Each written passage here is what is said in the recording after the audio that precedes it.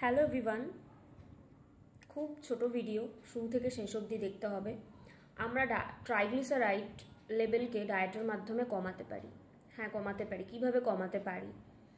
Triglyceride level বেড়ে যাওয়া খুব কমন একটা প্রবলেম, যেটা আমরা জেনারেলি কি করে বুঝতে পারি? রিপিট প্রোফাইল টেস্টের মাধ্যমে আমরা অনেক ক্ষেত্রেই বুঝতে পারি। ওর মধ্যে ট্রাইগ্লিসারাইডও পড়ে।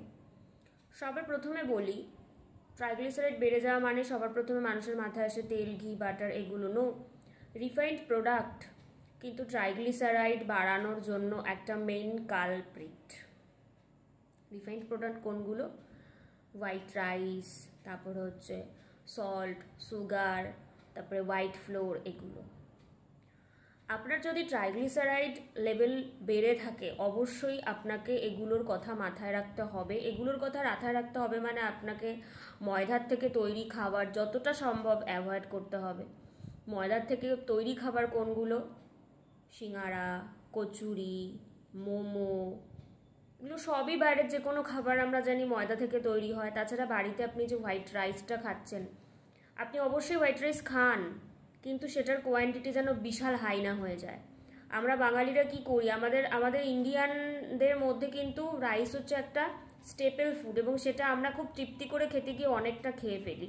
সেই জন্য ট্রাইগ্লিসারাইড যদি হাই থাকে, অবশ্যই কিন্তু রাইসের পরিমাণটা কিছুটা কম করতে হবে, ঠিক আছে?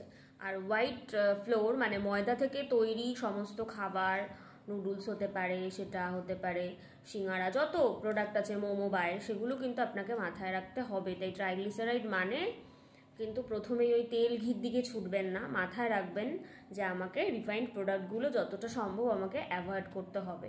এটা যাদের ট্রাইগ্লিসারাইড লেভেল হাই নয় তাদের ক্ষেত্রেও, মানে আমি আমার লাইফেও এটা আমি মেনে চলি যে আমাকে এগুলো কম খেতে হবে।